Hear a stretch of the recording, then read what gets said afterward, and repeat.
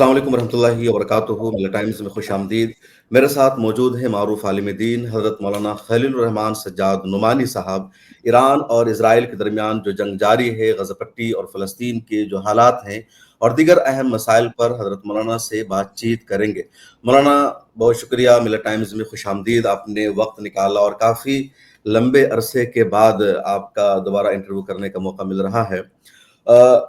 ایران اور اسرائیل کے درمیان جو جنگ چل رہی ہے، اسرائیل نے ایران پر حملہ کیا، تو اس حملہ کے پیچھے، اس جنگ کے پیچھے اسرائیل کا اور امریکہ کا ایجنڈا کیا ہے، مقصد کیا ہے؟ دیکھیے، یہ جو نام نہاد بڑی طاقتیں ہیں، انہوں نے جملہ حقوق اپنے حق میں محفوظ کر لیے۔ نیوکلیر طاقت بننے کا حق صرف ان کا ہے، ویٹو پاور صرف ان کے پاس ہے۔ یہ نام تو لیتے ہیں انسانی حقوق کا، مساوات کا، برابری کا اور اس جیسے خوبصورت الفاظ کا بہت استعمال کرتے ہیں، لیکن ان کا کریکٹر اس کے بالکل برعکس ہے۔ یہ تیسری دنیا میں اور بالخصوص عالم اسلام میں کوئی بھی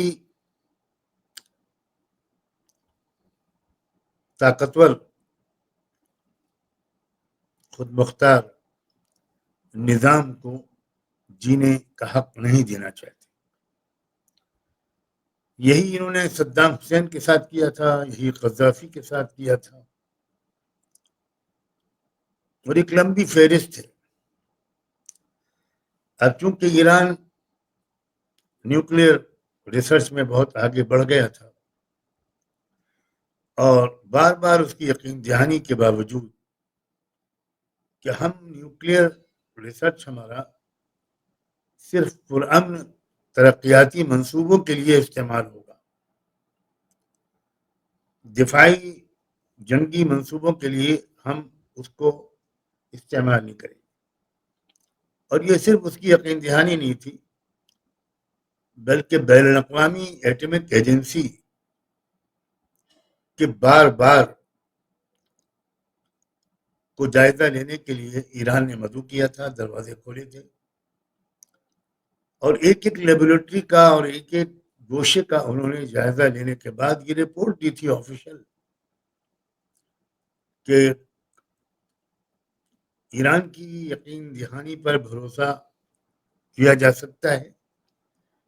جو یورینیم کا انریچمنٹ ہو رہا ہے وہ اتنے ہی پرسنٹیج تک ہوگا جس پرسنٹیج تک اس کے یورینیم کے انریچمنٹ کے بعد اس کا استعمال صرف پرامن ترقیاتی منصوبوں ہی کے لیے کیا جا سکے گا۔ تو یہ بہت واضح ثبوت ہے اس بات کا۔ اس سے پہلے دنیا دیکھ چکی تھی کہ امریکہ نے بش کے دور میں یہ خود سے اعلان کر کے کہ عراق میں ویپنز آف ماس ڈسٹرکشن ہے، اور اس بنیاد پر زبردست حملہ کر کے عراق کو کھنڈر بنا دیا، جبکہ وہاں ایک بھی ویپن آف ماس ڈسٹرکشن نہیں نکلا۔ ساری دنیا نے دیکھا کہ امریکہ نے کتنا بڑا جھوٹ بولا تھا اور کتنا بڑا ظلم کیا تھا۔ یہی اس وقت ایران کے ساتھ ہو رہا ہے۔ ایران کو اس کا پریکاشن لینا چاہیے تھا۔ یہ اس سوال سے متعلق جواب نہیں ہے، آگے شاید اس موضوع پر میں بات کروں۔ ایران کو یہ ایک پریکاشن لینا چاہیے تھا کہ ایسا ہوگا، اچھا، اور آثار یہ بتاتے ہیں کہ وہ پریکاشن اس نے نہیں لیا۔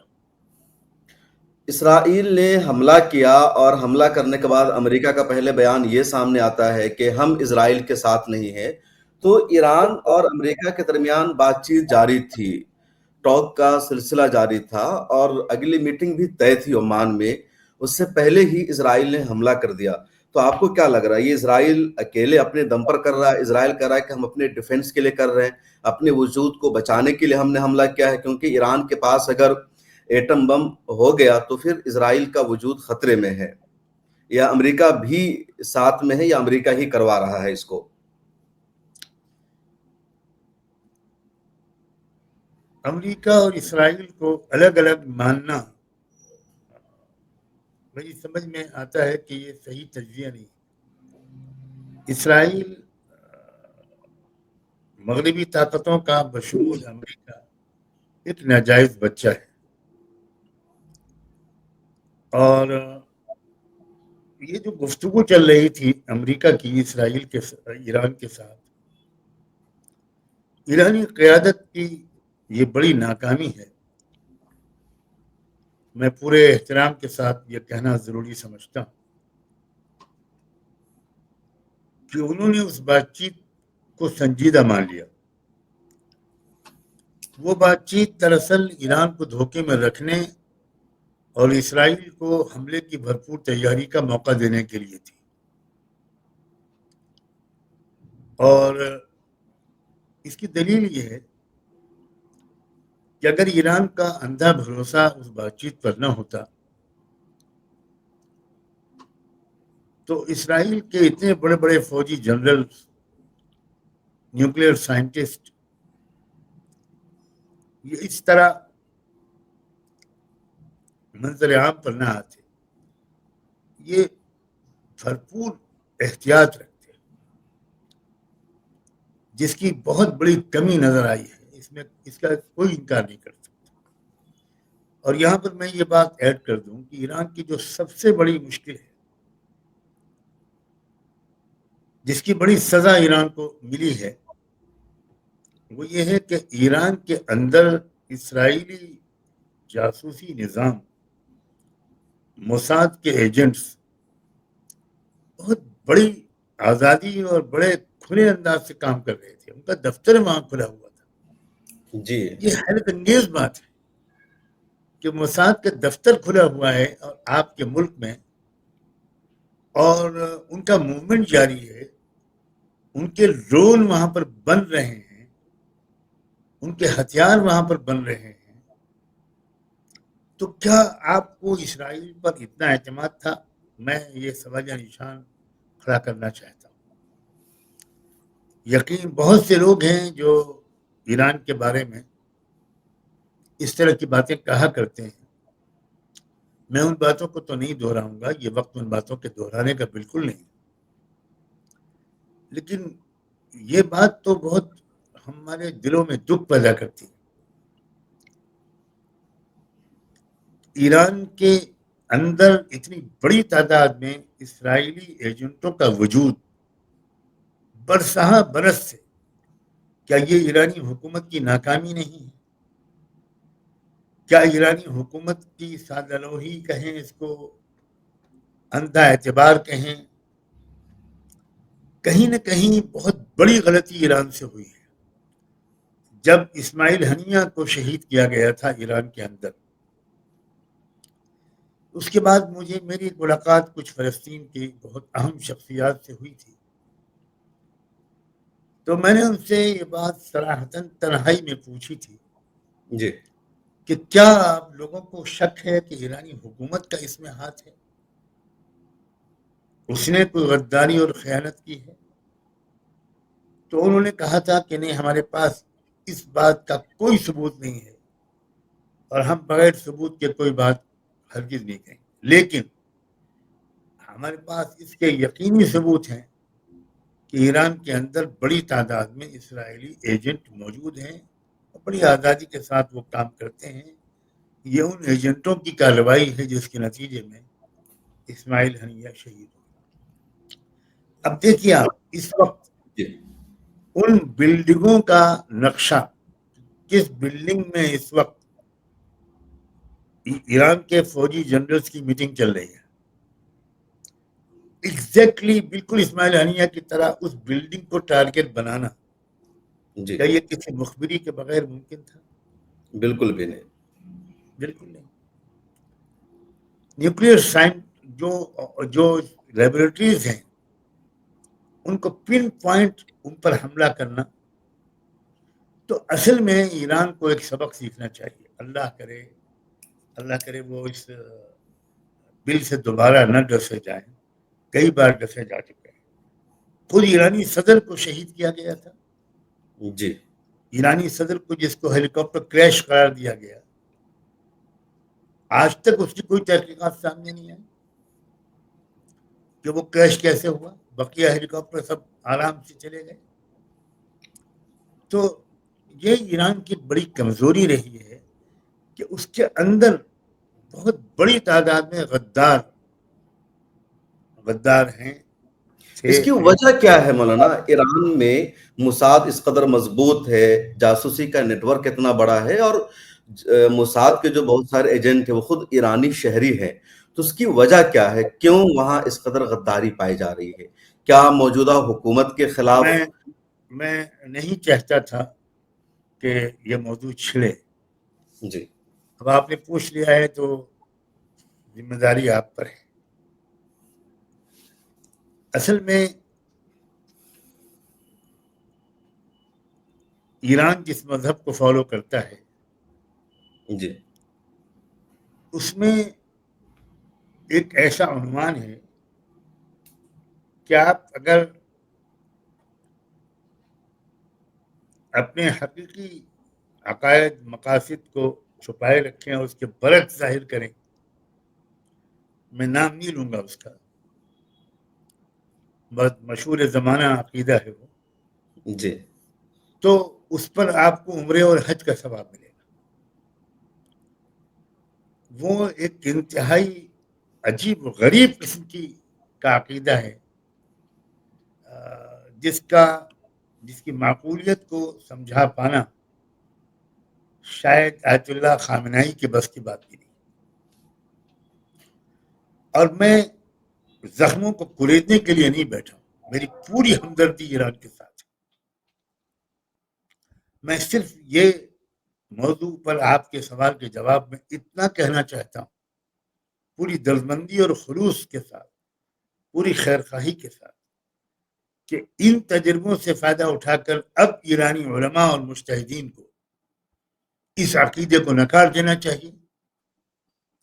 کیونکہ میرا خیال یہ ہے کہ اسی عقیدے کا سہارا لے کر ہزاروں لوگ اس وقت ایران کے پے رول پر ہیں، یہ اسرائیل کے پے رول پر ہیں، اور وہ بہت مقرب ہیں سرکار دربار کے، اعلیٰ سطحی رہنماؤں کے بڑے معتمد ہیں وہ، اور ان اعلیٰ سطحی رہنماؤں کو ان پر کبھی شک نہیں ہوا ان کی وفاداری کا جو اظہار وہ جس طرح کرتے ہیں. لیکن وہ ایک دوہرا رویہ ان کا، دوغلا رویہ ان کا ہے، اور اس کی سزا بار بار ایران بھگت رہا ہے. خدا کرے کہ اس موجودہ یہ جو لیٹسٹ آخری تجربہ ہے جو یقینی طور پر مخبروں کے ذریعے سے وجود میں آیا ہے، اس سے پہلے بھی سب مخبروں کے ذریعے وجود میں آیا. یہ 13 تاریخ کو جمعے کے دن صبح کو جو اسرائیل کا حملہ ہوا ہے جی وہ بہت ٹارگیٹڈ حملہ تھا. اتنا ٹارگیٹڈ حملہ اندرونی مخبری کے بغیر ناممکن ہے. تو ایران کا اس وقت سب سے بڑی ذمہ داری وہ اسرائیل سے جس طرح مقابلہ کر رہا ہے قابل داد ہے. ہر انصاف پسند کی دعائیں ایران کے ساتھ ہیں یقینی بالکل. طور پر. خبریں بڑی افسوسناک تھی. وہاں ورک شاپ بنا ہوا ہے جہاں وہ ڈرون کو اسمبل کر رہے ہیں، وہ میزائل کو ٹڑکوں سے ادھر سے ادھر منتقل کر رہے ہیں، اور اسرائیلی پولیس ان کو گرفتار کرنے میں ناکام ہے. ایک ایک بلڈنگ کی لوکیشن، سب کی ڈیٹیلز، اور فائٹر پلین سے زیادہ جو وہاں موجود ایجنٹ تھے انہوں نے نقصان پہنچایا. کیا اس کی وجہ یہ بھی ہے کہ جو موجودہ حکومت ہے، بہت سارے لوگ اس حکومت کے خلاف ہیں کیونکہ 45-46 سال کا عرصہ ہوا ہے ایران کے انقلاب کو، تو یہ لوگ فوج میں رہ گئے ہوں، ایجنسی میں رہ گئے ہوں، لیکن اندر سے یہ رضا شاہ پہلوی کے حامی ہو یا امریکہ کی یہ حکومت وہاں چاہ رہے ہو، ایسا بھی کچھ اندیشہ ہے یا وہی وجہ ہے جو آپ عقیدے کی بات کر رہے ہیں؟ میرا اپنا خیال یہ ہے کہ یہ حب مال ہے، ہمارے علمی تعبیر میں یہ دوہری وفاداری ہے، یہ خود غرضی ہے، یہ قومی مفادات پر ذاتی مفادات کو ترجیح دینے کا منافقانہ رویہ ہے، جس کا یہ سب نتیجہ ہے۔ اور میں یہ بات ایڈ کر دوں کہ انہی بنیادوں پر لوگ یہ کہا کرتے تھے کہ ایران اور اسرائیل یہ ایک دوسرے کے دشمن نہیں ہیں، یہ پس پردہ یہ دونوں متحدہ مقاصد کے لیے کام کر رہے ہیں۔ ہو سکتا ہے کہ اسرائیل نے ایک مدت تک کچھ ایسا رویہ رکھا ہو کہ ایرانی قیادت کو اسرائیل پر بھروسہ ہو گیا، اور چونکہ عربوں اور ایران کے درمیان دشمنی زبردست چلی آ رہی ہے، اور اس کا فائدہ اٹھا کر اسرائیل نے ایران کو یہ یقین دلا رکھا ہو کہ ہماری دشمنی بھی تو انہی عربوں سے ہے جن کی آپ کی دشمنی ہے، تو ایران کو اعتبار آ گیا ہو۔ میں اس کو بعید نہیں سمجھتا ایرانی حکومت کو، کیونکہ اس کو بے خبری سمجھنا، ہمارے پاس دو آپشن ہیں، جی یا تو ہم ایرانی حکومت کو اتنا بے خبر، اتنا بھولا، اتنا مسکین سمجھیں کہ ان کے ہاں پل رہے ہیں اتنی بڑی تعداد میں غدار، اور موومنٹ ہو رہی ہے میزائلوں کی، میزائل بنائے جا رہے ہیں، اسرائیلی فیکٹریز قائم ہیں، اور ایران کی حکومت کو خبر ہی نہ ہو، تو پھر تو میرا مشورہ یہ ہوگا کہ بھئی یہ حضرات حکومت چڑھانے کے بجائے وہ اپنے پرانے کام کریں، جو پرانے کام مشہد میں اور قم میں ہوا کرتے تھے، اسی طرف واپس لوٹ جائیں، اور حکومت زیادہ اہل لوگوں کے ہاتھ میں تو لیکن ہماری حضرت بھلے ہی اسرائیل نے حملہ کیا 13 جون کی رات میں، امریکی فائٹر پلین کا استعمال کیا، جاسوسی کا سہارا لیا، لیکن اس کے بعد ایران نے بھی تو پلٹوار کیا ہے، جواب دیا ہے، اور اسرائیل سے جو تصویریں آ رہی ہے اس میں ہر طرف تباہی ہے، پوری کی پوری کالونی جو ہے وہ تباہ و برباد ہو گئی ہے، وہاں بھی اب ہلاکتیں ہو رہی ہے، 30 کے قریب ہلاکت ہوئی ہے، اور وہاں کی آئل ریفائنری جو کمپنی ہے وہ پوری ٹھپ ہو گئی ہے، آئی ڈی ایف کا ہیڈ کوارٹر زمین دوز ہو گیا ہے، تو اسرائیل کا بھی تو نقصان ہوا ہے، ایران کی فوجی بہت قابل کارروائی ہے۔ داد ہے، بہت قابل داد ہے ایران کی بہادری۔ ایران نے جس طرح ریٹیلیٹ کیا ہے، جس طرح ایران نے اس وقت مقابلہ کیا ہے، بہت قابل داد ہے، یقیناً بہت قابل داد ہے، اور اسرائیل کو امید نہیں تھی، میں جہاں تک سمجھتا ہوں جی اسرائیل کو قطعاً امید نہیں رہی ہوگی کہ ایران اس طرح کی ہمت اور صلاحیت دکھائے گا۔ بہت قابل داد ہے، اور ہم سب کی تائید اور دعائیں، ہمدردیاں ایران کے ساتھ ہیں۔ میں تو جو بات کہہ رہا ہوں وہ بھی ایران کی خیرخواہی کے جذبے سے کہہ رہا ہوں جی بالکل کہ یہ جو پچھلی چوک ہوئی ہے، اس غلطی یا اس تجربے کے بعد، اب انہیں اس جنگ سے فارغ ہونے کے بعد سب سے پہلا کام یہ کرنا چاہیے کہ اپنے یہاں کے کچرے کو صاف کریں، سخت نگرانی کریں۔ اب انہوں نے کچھ گرفتاریاں شروع کی ہیں، اور مجھ کو اس بات کا بھی دکھ ہے بحیثیت ایک ہندوستانی کے، کہ ان اسرائیل کی جاسوسی کرنے والوں میں ایک تعداد ہمارے ملک کے شہریوں کی بھی تھی۔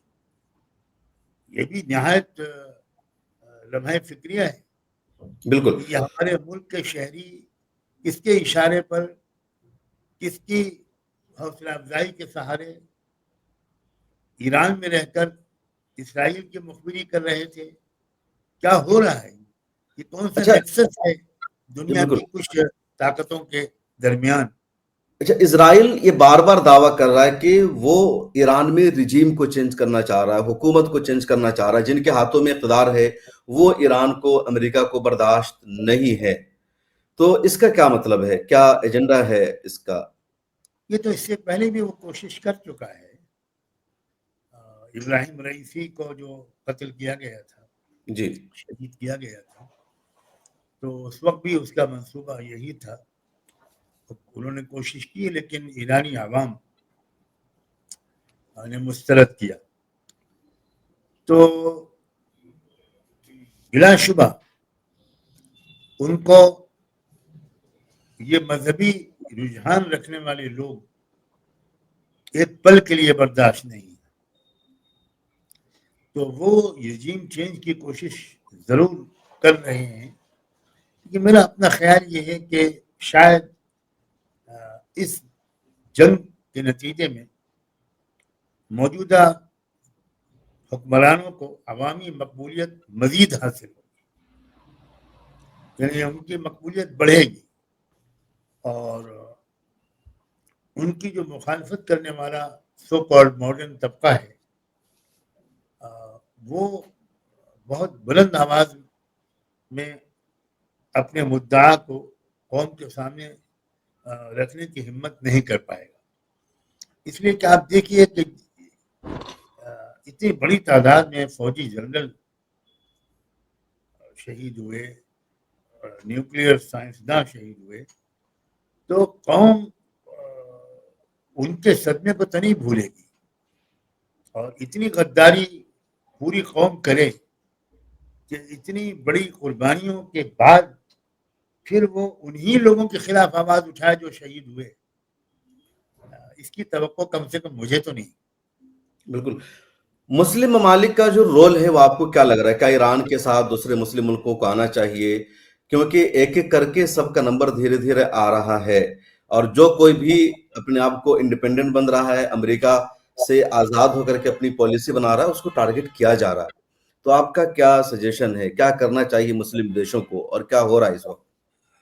آنا چاہیے، اس میں تو کوئی دو رائے نہیں ہے، لیکن آئیں گے اس کا مجھے ابھی تو کوئی امکان نظر نہیں آتا. اس لیے کہ وہ سب لوگ فرعون کو مان چکے ہیں اور وہ اسی خدا کی سہارے زندہ ہے. وہ چاہے مصر ہو، چاہے مراکش ہو، چاہے سعودی عربیہ ہو، یہ سب وہ لوگ ہیں. الجزائر نے اللہ کا شکر ہے کہ ہمت دکھائی ہے، تیونس نے ہمت دکھائی ہے. تو یہ جو موجودہ حکمراں ہیں ان سے تو مجھے کوئی امید نہیں ہے، لیکن یہ ہمیشہ تخت شاہی پر برجمان رہیں گے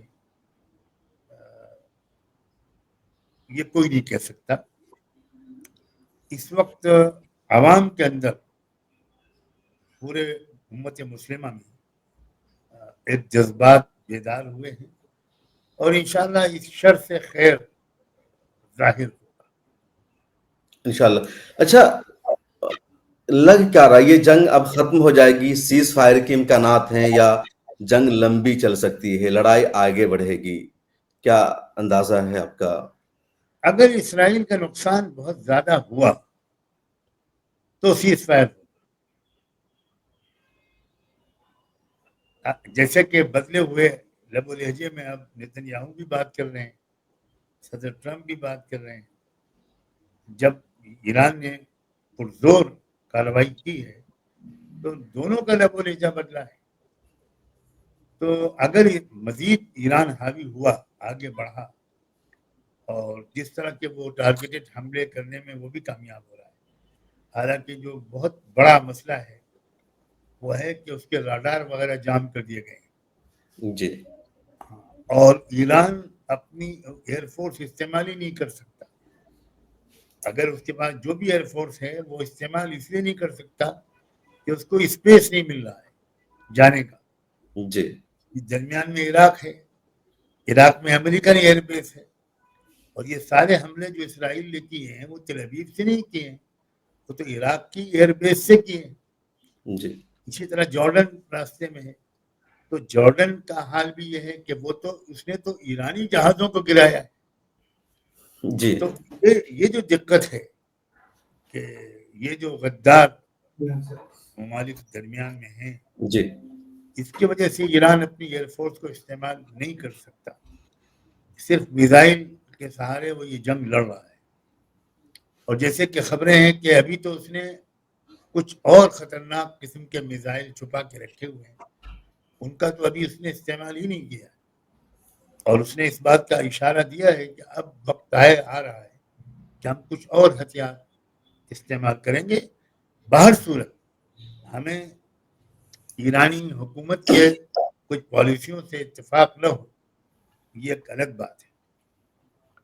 اس وقت ہماری ہمدردی ایران کے ساتھ ہے اور ہماری دعائیں ایران کے ساتھ ہیں، اور ہم یہ چاہتے ہیں کہ ایران اپنی پچھلی غلطیوں سے سبق بھی سیکھے اور اپنے ملک کے اندر جو دشمن کے جاسوسی نیٹ ورک ہے اس کے خلاف بھی اس سے بھرپور جنگ چھیڑے.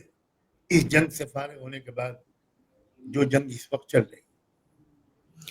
عوام میں ایک بحث چھڑی ہوئی ہے کہ ایران نے 22 مہینے کے بعد اسرائیل پر حملہ کیا، جس وقت حماس نے اسرائیل پر حملہ کیا اور پھر اسرائیل نے غزہ پٹی پر حملہ کرنا شروع کر دیا، غزہ کو تباہ و برباد کر دیا، اور ایران نے ہی حماس کو آگے بڑھایا. ایران کے کہنے پر حماس نے حملہ کیا اور پھر ایران نے ساتھ نہیں دیا. اور اب جب خود ایران پر مصیبت آئی ہے، ایران پر اسرائیل نے حملہ کیا، تب ایران جواب دے رہا ہے. تو اب تک کیوں کھل کر ایران حماس کا ساتھ نہیں دے رہا تھا؟ اس نے کیوں فلسطینیوں کو آگے بڑھا کر پیچھے سے اپنے ہاتھ کو کھینچ لیا تھا؟ اس طرح سوشل میڈیا پر کچھ لوگ لکھ رہے ہیں. دیکھیے، عوام کی توقعات، عوام کے تصورات بڑے معصومانہ ہیں.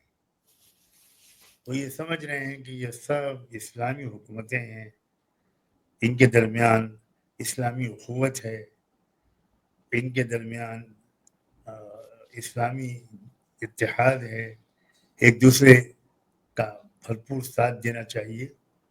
یہ اس طرح کی توقعات ہیں جو حقائق سے بالکل ناواقفیت پر مبنی ہے، بالکل ناواقفیت پر مبنی ہے. ایران سے یہ توقع کرنا کہ وہ کھل کر سامنے خود آ جاتا حماس کے دفاع میں، تو پھر یہ توقع ترکی سے کیوں نہیں ہے؟ ترکی کا تو زیادہ حق بنتا ہے. جی لیکن ترکی نے بھی نہ تو اس وقت کچھ قدم اٹھایا، نہ اب وہ قدم اٹھا رہا ہے، جی بلکہ وہ مذاکرات کی پیشکش کر رہا ہے. اور ترکی اور روس مل کر ترکی نے پیشکش کی ہے کہ میں اسرائیل اور ایران کے درمیان ایک ثالثی کا کردار ادا کر سکتا ہوں، اگر یہ دونوں راضی ہوں تو میں تیار ہوں. تو مصلحتیں ہر ایک کی اپنی اپنی مقدم ہیں. اچھا، یہ جو ہم لوگ ان سے توقع کرتے ہیں، یہ ذرا اپنے گریبان میں جھانکیں. ہم لوگ بشمول علماء کرام، اصحاب جب و دستار، کیا ہر ایک کا اپنا ذاتی مفاد مقدم نہیں؟ کیا ہم امت کے مفاد کو اپنے ذاتی مفاد پر ترجیح دے رہے ہیں اپنے ملک میں یا دنیا کے کسی خطے میں؟ تو جب اصحاب جبہ و دستار کردار کی اس بلندی تک نہیں پہنچ پا رہے تو ان ملوک و سلاطین سے یہ توقع کرنا کہ وہ مولانا، میں یہاں پر یہ ذرا سمجھنا چاہ رہا ہوں اور آپ اس کی وضاحت بھی کریں، کیونکہ فلسطین کے کئی رہنما سے آپ کی بات چیت ہے، ملاقات بھی ہے، جو یہ کہا جا رہا ہے کہ ایران کے کہنے پر ہی حماس نے حملہ کیا تھا، ویسے ان کا کوئی پروگرام نہیں تھا. ایران نے ہی حماس کو یا کہہ لیجیے غزہ پٹی کو جنگ میں ڈھکیلا. اس کی کیا سچائی؟ کیا سچ میں فلسطینیوں کی اپنی پوری تیاری نہیں تھی؟ ان پر آنکھ بند کر کے انہوں نے بھروسہ کیا، یا اس جنگ کا خود ان کی لڑائی سے تعلق ہے پورا؟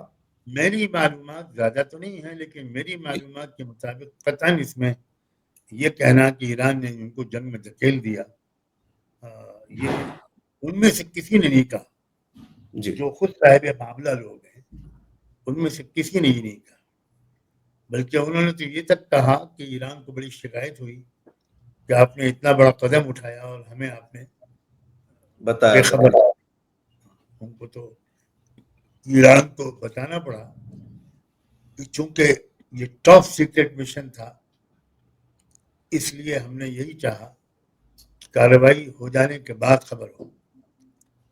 تو یہ کہنا کہ ایران نے ان کو جنگ میں دھکیل دیا اور ساتھ نہیں دیا، مجھے لگتا ہے کہ یہ جذباتی قسم کی باتیں ہیں، یہ حقیقت پسندی پر مبنی نہیں۔ اچھا، اب یہ جو لڑائی ہے، کیا کچھ لوگ لکھ رہے کہ تیسری عالمی جنگ کا خطرہ بڑھنے لگا ہے؟ روس نے بھی کھل کر ایران کو سپورٹ کیا۔ اب تک جتنے ٹاپ یا بڑے ممالک ان میں سے چین ایک ایسا ملک ہے، معاف کیجیے گا، جو ایران کے ساتھ آیا ہے، روس تو بیچ میں ہے، ادھر امریکہ کھل کر اسرائیل کے ساتھ ہے، انگلینڈ ہے، جرمنی اور فرانس ہے۔ تو کیا تیسری عالمی جنگ کا خطرہ ہے، یا پھر معاملہ ایران تنہا ہو جائے گا، لوگ ساتھ نہیں دیں گے اس لڑائی میں؟ دیکھیے، مسئلے کا ایک رخ یہ ہے، ایک پہلو، جی کہ امریکہ کی قیادت کو رات میں بہت ڈراونے خواب نظر آتے ہیں، اور وہ خواب سب چینی شکل صورت میں ہوتے ہیں۔ تو امریکہ کو تلاش ہے اس بات کی کہ کوئی طاقت ایسی ملے جو چائنا کو کنٹین کرے، کنٹینمنٹ آف چائنا پالیسی۔ جی تو اس کے لیے یہ تجربہ ہمارے ملک میں بھی کیا گیا، اور اس کا کیا انجام نکلا آپ شاید مجھ سے زیادہ بہتر جانتے ہیں کہ کیا ہوا، کنٹینمنٹ آف چائنا ہوا یا کچھ اور کنٹینمنٹ ہوا۔ اب وہی کنٹینمنٹ کی پالیسی ادھر بھی چل رہی کہ وہاں ایک جنگ چھیڑ کر چائنا کو بے دخل کیا جائے مغربی ایشیا سے، جس کو لوگ شرق اوسط کہتے ہیں۔ جی تو وہاں چائنا نے کھل کر اس چیلنج کو بھی قبول کر لیا، اور ایران کے ساتھ کھل کر چائنا آ گیا ہے، اور ہو سکتا ہے کہ باقاعدہ کچھ امداد بھی پہنچی ہو۔ کارگو جہاز پہنچنے کی خبر ہے کہ چین سے کارگو جہاز گیا ہے۔ ایران گیا ہے، وہاں وہ لینڈ ہوا ہے۔ تو کنٹینمنٹ آف چائنا، یعنی ہر طرف امریکہ کو اس وقت یہ نظر آ رہا ہے کہ چائنا کو روکا جائے، اور چائنا کو روکے جانے کے لیے امریکہ کے جو کچھ کیا کہنا چاہیے چمچے ہیں، جی غلام ہیں، تو وہ ہر وقت تیار ہیں کہ حضور ہم کو حکم دیجیے، ہم نپٹتے ہیں ان سے۔ تو ہمیں ڈر ہے کہ وہی انجام جو کہیں اور بھی ہو چکا وہ وہاں بھی ہوگا۔ بالکل۔ اور جو یہ پورا جو معاملہ ہے، اس میں امریکی صدر جو ڈونلڈ ٹرمپ ہے، ان کے بارے میں آپ کیا کہیں گے؟ یہ صبح کچھ اور بولتے ہیں، شام کو کچھ اور بولتے ہیں، ہر کا بیان بدلتا ہے۔ ان کی قوم کو ان کی دماغی صحت کی دعا کرنی چاہیے۔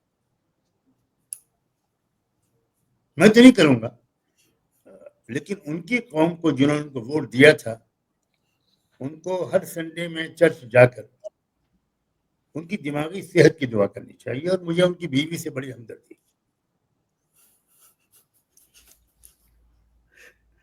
کیوں؟ مطلب کیا ہوتا ہوگا؟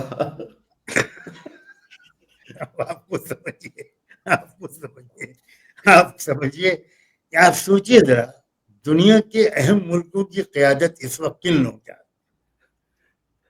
آپ غور کیجیے، اپنے قریب سے شروع کیجیے اور دور تک جائیے، کن کے ہاتھ میں؟ اذا وسد الامر الى غیر اہلہ فانتظروا الساعة۔ یہ کیا بات فرمائی ہے حضرت صلی اللہ علیہ وسلم، کہ جب بھی حکومتیں نااہلوں کے حوالے ہو جائیں، صرف نہیں بلکہ ایک انسان ہونے کی حیثیت سے بڑے دکھ کے ساتھ اس بات کو دیکھ رہا ہوں کہ دنیا میں اکثر اقتدار جن ہاتھوں میں ہے وہ اس کے اہل نہیں ہے، کیونکہ جو اقتدار پر بیٹھے اس کا دل بہت بڑا ہونا چاہیے، اس کے مقاصد بہت بلند ہونے چاہیے، اور اس کی پوری توجہ اپنے عوام کی فلاح و بہبود، اپنے ملک کی ترقی، اس پر ہونا چاہیے۔ لیکن آپ دیکھیے کہ ملکوں کے اقتدار جن لوگوں کے ہاتھ میں ہے، چاہے وہ سعودی عرب ہو، جی چاہے وہ یو اے ای ہو، چاہے وہ مصر ہو، چاہے وہ لیبیا ہو، چاہے وہ سوڈان ہو، میں پہلے مسلم ملکوں کے ذکر کروں، جی چاہے وہ پاکستان ہو، چاہے وہ ہمارا بھارت ہو، زیادہ تر اقتدار جن لوگوں کے ہاتھ میں ہے وہ تنگ نظر لوگ ہیں، چھوٹے مقاصد ہیں، ان کے حقیر مقاصد ہیں، اور اس کی وجہ سے یعنی اگر آپ مجموعی اعتبار سے دیکھیں تو دنیا انحطاط کی طرف جا رہی ہے، ترقی کی طرف نہیں جا رہی ہے۔ مشکل یہ ہے کہ صرف اس وقت ترقی کا پیمانہ ایک ہے کہ جی ڈی پی کتنا بڑھا، یہ ایک پیمانہ ہے، کتنا پر کتنا جی ڈی پی کو نہیں دیکھا جا رہا، صرف جی ڈی پی کو دیکھا جا رہا ہاں پر کیپٹا کا سوال ہی نہیں پیدا ہوتا۔ ملک کی اکنامی حالت کیا ہے، ملک کے شہریوں کا حال کیا ہے، یہ کوئی نہیں دیکھ رہا ہے۔ ملک کی معاشی حالت کیا ہے انڈیکس میں، وہ 3 4 5 سرمایہ داروں کا سرمایہ ہے جو ملک کا سرمایہ بتایا جا رہا ہے۔ تو یہ صورتحال جو ہے، اور پھر اخلاقی زوال، انحطاط، جو کرپشن، جو خود غرضی، یہ اس نے پوری دنیا کو بے چین کر رکھا ہے۔ یعنی ظاہری اعتبار سے، مادی اعتبار سے آپ کہہ سکتے ہیں کہ ہم 20 سال پہلے کے ملک یا دنیا سے بہتر حال میں جی رہے ہیں، لیکن کیا آپس میں محبتیں اور دل کی خوشیاں ہیں؟ یہ وہ قیادت جو اس وقت دنیا پر مسلط ہے نا، وہ قیادت یعنی اس کی اہل نہیں ہے۔ یہ قیامت کے قرب ہونے کی نشانیاں ہیں کیا؟ یقیناً یہ آخری زمانے میں ہم داخل ہو چکے ہیں، اس کی علامتیں ایک کے بعد ایک کے بعد سامنے آ رہی ہیں۔ تو ابھی ہم کو بہت تکلیف دہ حالات سے گزرنا ہے، اس کے بعد انشاءاللہ وہ تبدیلیاں آئیں گی جس میں دنیا کو انصاف ملے گا۔ مولانا، اسرائیل کا یہ جو پرائم منسٹر ہے بنجامن نتن یاہو، یہ لگاتار جنگ کر رہا ہے، بے گناہوں کو مار رہا ہے، اور یہ جنگ کے دائرے کو لگاتار پھیلا رہا ہے۔ تو آخر یہ شخص کون ہے؟ کہاں سے اس کو اتنی قوت مل رہی ہے، طاقت مل رہی ہے؟ دیکھیے، یہ بہت مدت تک امریکہ میں سفیر رہا اسرائیل کا، اور اصل میں یہ جتنے بھی لوگ ہیں یہ یورپین نسل کے لوگ ہیں، یہ اصلی بنو اسرائیل نہیں ہے۔ اور امریکہ میں بہت لمبا عرصہ اس کا گزرا ہے، اس لیے اس کی جو لہجہ ہے انگریزی کا وہ بھی امریکن جو بولنے کا اسٹائل ہے اس سے قریب تر ہے۔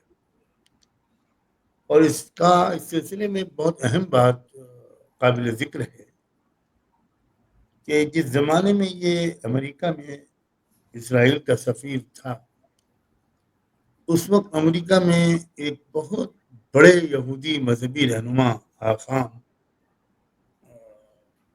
سے اس کی ملاقات ہوئی تھی۔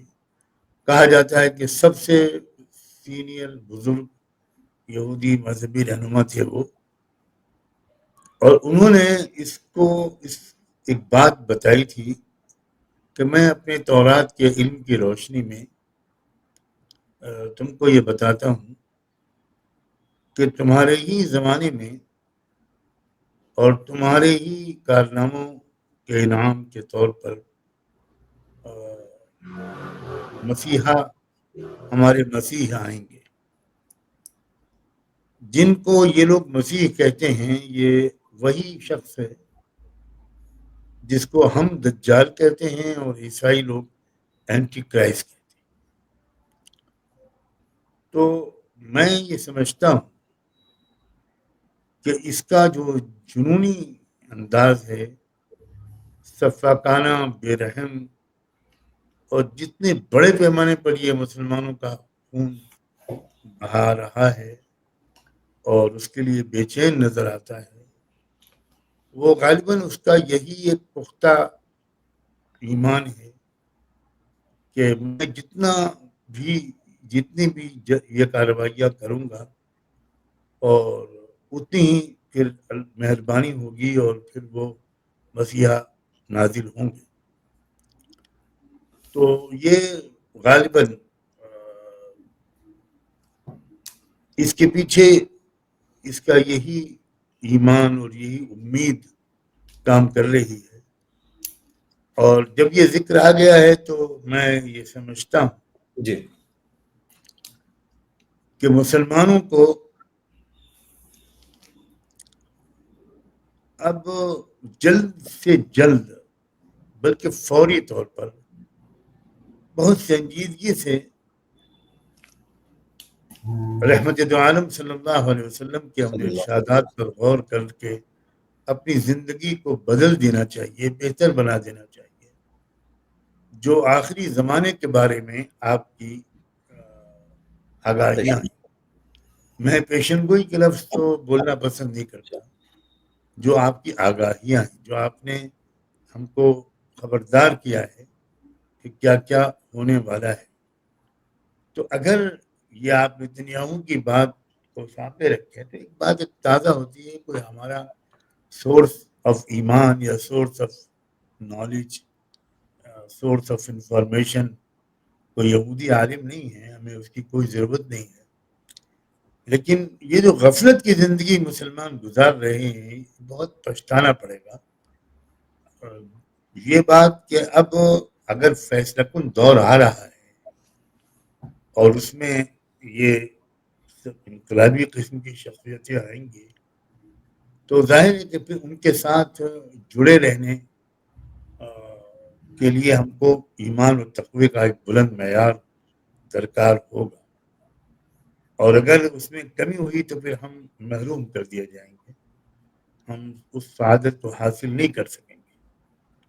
تو گویا ایک طرح سے اس کو نتنیاہو کی شخصیت کو اور اس کے مزاج اور طرز عمل کو مزید ایک ریمائنڈر کے طور پر تو ہم لے سکتے ہیں کہ اس کا مطلب یہ ہوا کہ اگر اس کو یقین ہے اس بات کا تو ہم کو رسول اللہ کی باتوں پر اس سے بہت زیادہ یقین ہونا چاہیے.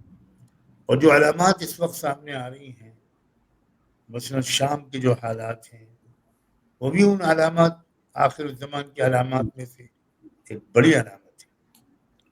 تو میں مسلمانوں سے، اپنے آپ سے سب سے پہلے، اور جتنے مسلمانوں تک یہ بات پہنچ سکے ان سے میں گزارش کرتا ہوں کہ اللہ کے واسطے اب ذرا اپنی زندگی کو زیادہ اسلامی بنائیں، ہر لحاظ سے، انفرادی اعمال کے لحاظ سے بھی اور انفرادی اخلاق کے لحاظ سے بھی، معاملات اور معاشرت کے سلسلے میں زیادہ توجہ بڑھا دیں، اور اجتماعی وفاداری جو ہونی چاہیے، ایک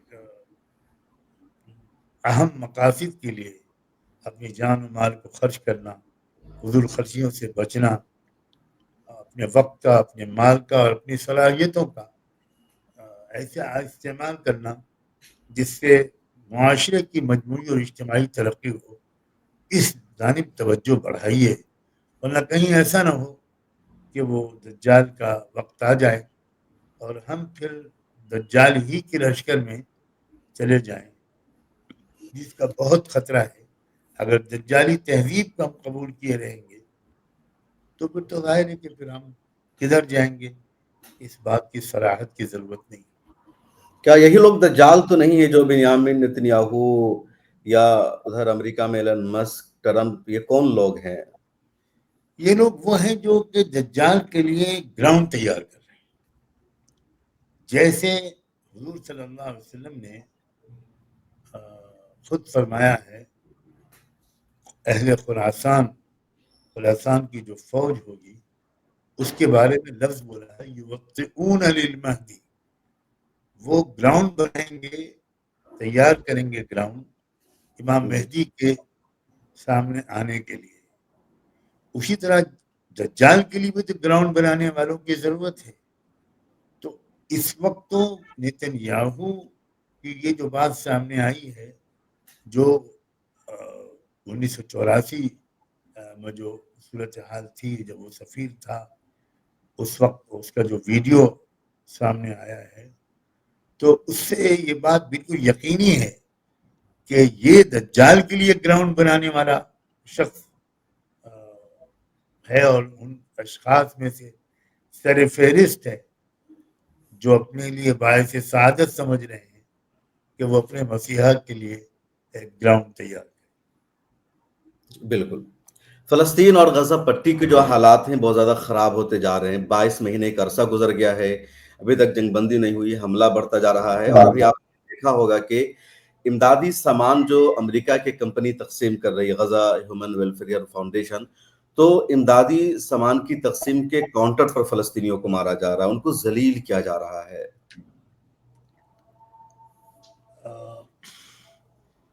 اس سے بھی زیادہ تکلیف دہ بات یہ ہے جی کہ جو پوری دنیا کے عوام کا ایک انبوہ جی اس ناکہ بندی کو توڑنے کے لیے چل پڑا تھا کہاں سے، جس میں بڑی تعداد میں غیر مسلم لوگ شریک ہیں، بہت بڑی تعداد.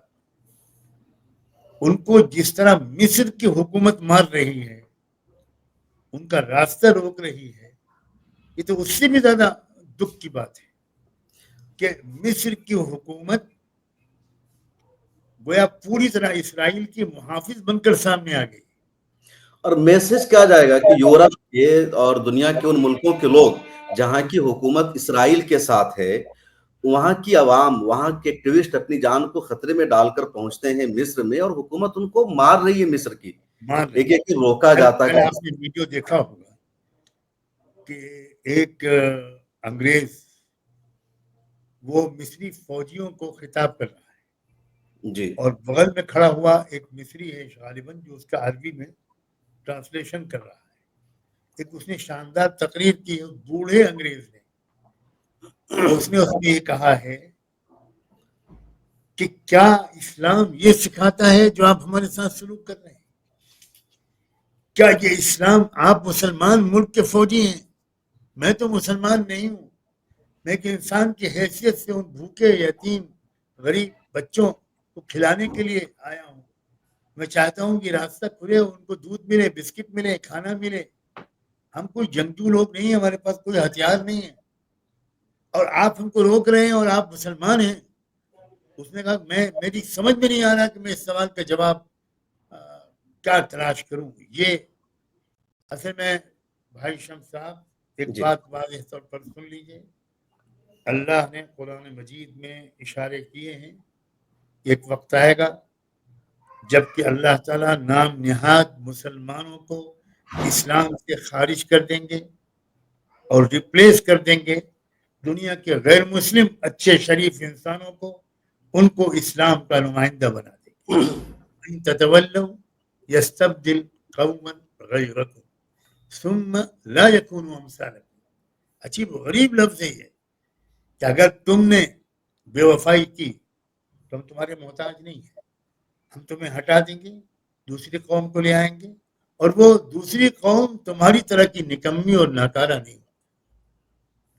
تو میں سمجھتا ہوں کہ تبدیلی قوم کا وقت اب آ گیا ہے. بالکل. جیسے مصر نے ایک اور گھٹیا حرکت کی، وہ فریڈم فلیٹیلا کولیشن کا جو جہاز گیا تھا محاصرہ توڑنے کے لیے، ناکہ بندی توڑنے کے لیے، 12 ایکٹیوسٹ اس میں یورپ کے موجود تھے، اور اس جہاز پر اسرائیل نے مصر کے سمندری حدود میں حملہ کیا، اور مصر کی حکومت نے اس کو بھی نہیں روکا بلکہ اسرائیلی آرمی کو سپورٹ کیا. گریٹا تھمبرگ انٹرنیشنل ایکٹیوسٹ ہے، اس کو ان لوگوں نے ڈیٹین کر لیا. ہمیں ان سب واقعات پر سے سبق سیکھنا چاہیے، بجائے اس کے کہ اس کے اوپر صرف تنقید کریں اور دکھ کا اظہار کریں. اس سے ہماری قوم کی ہمت اور ٹوٹے گی. جی کچھ صلاحیتیں ہمارے اندر نہیں ہیں. مثال کے طور پر مصر کے صدر سیسی کا معاملہ دیکھیں. جی الاخوان المسلمون کی جب حکومت قائم ہوئی مصر میں، جبکہ اخوان کی قیادت کا ایک حصہ اس کے حق میں نہیں تھا کہ اخوان حکومت قبول کریں. پہلے تو الیکشن میں کودنے کے حق میں نہیں تھے، لیکن جب وہ الیکشن میں کامیاب ہو گئے تو ایک بڑا طبقہ اخوانی قیادت کا، اس کی رائے یہ تھی کہ ہمیں حکومت میں نہیں جانا چاہیے، اس لیے کہ حکومت تو عملے کے بغیر نہیں چلتی. پولیس کا مسئلہ ہے، فوج کا ہے، ماہرین تعلیم کا ہے، میڈیا کا مسئلہ ہے. یہ سب ابھی ہم کو بہت مدت تک ان کو ہم خیال بنانا ہوگا، تربیت کرنی ہوگی، تب تک ہم کو حکومت نہیں کرنی چاہیے. لیکن ایک رائے دوسری قائم ہوئی کہ بھائی الیکشن جیتے ہیں ہم، قوم نے ہم کو ذمہ داری سونپی ہے، تو فرار مناسب نہیں ہے. لیکن آپ دیکھیے کہ ہماری جو بھولاپن اور ہماری غفلت ہے، اس کا ایک ثبوت یہ ہے کہ اخوان کی حکومت میں وزیر دفاع بنایا گیا انہی جناب سیسی. جی یہ سیسی وزیر دفاع تھے جب صدر مرسی تھے. پھر اسی وزیر دفاع نے تختہ پلٹ کیا، فوجی انقلاب برپا کیا، سیسی کو جیل میں ڈالا، وہ مرسی کو جیل میں ڈالا اور جیل میں ہی ان کی موت ہوئی. جی تو یہ سیسی وہ ہے. تو ہم مردم شناسی کا جوہر کھو بیٹھے ہیں. بالکل ہم جذباتی قسم کی باتیں کرنے والے چاپلوسوں سے بہت دھوکے میں آتے ہیں، بہت دھوکے میں آتے ہیں. اور سیسی کی چاپلوسی کے واقعات تو مجھے مصری صحافیوں نے، علماء نے سنائے ہیں کہ اچھا کیا سیسی وزیر دفاع ہونے کے باوجود مرسی کے سامنے کرسی پہ نہیں بیٹھتا تھا، اچھا اور وہ ہاتھ باندھے کھڑا رہتا تھا. مرسی اصرار کر کے کہتے تھے بیٹھیے. نہیں نہیں نہیں سر، آپ کے سامنے میں بیٹھوں، میں آپ کا غلام. حرام پہچان ہوتی ہے حرام. چاپلوسوں کی بہت بڑی. جو بڑے چاپلوس ہوتے ہیں ویسی ہی وہ وفاداری دکھاتے ہیں. بالکل. تو مسئلہ یہی ہے نا کہ ہمارے درمیان جو حکمراں طبقہ ہے، جی اس کے درمیان ایک مخلصانہ نظام، ایک نیٹ ورک ہونا چاہیے، ایک ایک فرد کو مانیٹر کرنے کا، ایک ایک اخوان فرد پر المسلمین نظر. کی الاخوان المسلمین کی اس وقت کیا کنڈیشن ہے مصر میں؟ کیا صورتحال ہے؟ تنظیم مکمل طور پر ختم ہو گئی ہے یا ابھی بھی موجود ہے؟ ختم تو نہیں ہوئی ہے، لیکن تھوڑی کمزور پڑ گئی ہے، اس لیے کہ ایک ایک شخص کو جس کے اوپر اخوانی ہونے کا شبہ ہوتا ہے گرفتار کیا جاتا ہے. جی یعنی میرا تو ایک نواسا قاہرہ میں پڑھتا ہے میڈیکل کالج میں، جی تو وہ خود بتاتا ہے کہ یہ حالت ہے کہ ہر داڑھی والے لڑکے کو پولیس لے جاتی ہے، اس کی ہفتوں رکھ کر تحقیقات کرتی ہے. کہیں سے اس کے فون میں کوئی نمبر ایسا مل گیا کہ جو کسی اخوانی سے اس نے کوئی بات کی ہو یا کوئی میسج آیا ہو تو گیا، پھر وہ باغی شمار ہوتا ہے. تو ایک عجیب خوف و دہشت کا عالم ہے اس وقت. لوگ اپنے جذبات کو چھپائے ہوئے ہیں، بالکل ہمت نہیں کر پا رہے ہیں سامنے آنے کی، بولنے کی. لوگوں نے اپنا حلیہ بدل لیا ہے. کوئی شک نہ ہو، 5 وقت کی نماز اگر کوئی مسجد میں جا کر پڑھتا ہے، جی صرف اتنا ہی مسئلہ کہ 5 وقت کی نماز اگر کوئی مسجد میں پڑھتا ہے تو وہ مشکوک ہے. مطلب 5 وقت کی نماز پابندی سے پڑھنا بھی؟ صرف کوئی ایکٹیویٹی نہیں، صرف 5 وقت کی نماز اگر کوئی مسجد جا رہا ہے تو اس کو پولیس اسٹیشن بلایا جائے گا. نوجوان اگر کوئی فجر میں جا رہا ہے تو وہ مشکوک ہے. تو یہ تو یعنی وہ حالات ہیں کہ یہ مسلمان ہیں جنہیں دیکھ کے شرمائے یہود. اس وقت وہ دور ہے. ایک بات پہلے بھی آپ کے ایک انٹرویو میں غالباً کہہ چکا ہوں. جی جی یاد آ گیا تو میں کہہ دوں, سننے والوں کو بہت اس سے شاید تسلی بھی ہوگی اور فائدہ بھی ہوگا. علامہ انور شاہ کشمیری رحمۃ اللہ علیہ کے علمی مقام سے تو ہم لوگ واقف ہیں. جی ہمارے بہت سے عرب علماء ان کو امیر المومنین فی الحدیث کہتے تھے, اور علامہ زاہد کوثری نے تو پوری کتاب لکھی ہے انور شاہ کشمیری کے علمی مقام پر, اور انہوں نے لکھا ہے کہ صاف اگر یہ چند صدی پہلے ہوتے تو ابن حجر اور ابن دقیق العید کے برابر کا مقام ان کو دیا جاتا. انہوں نے ایک بات لکھی ہے, ان کی جو بخاری کی شرح ہے فضل الباری, جو ان کے شاگرد نے مرتب کی ہے, اس میں انہوں نے ایک بہت اہم بات کی ہے جو میں اس کو اب اس زمانے کو قریب دیکھ رہا ہوں. انہوں نے لکھا کہ دو شخصیتوں کو اللہ نے آخر زمانے کے لیے محفوظ رکھا ہے. ایک حضرت عیسیٰ علیہ السلام, جی اور ایک وہ شخصیت جن کو امام مہدی کہا جاتا ہے.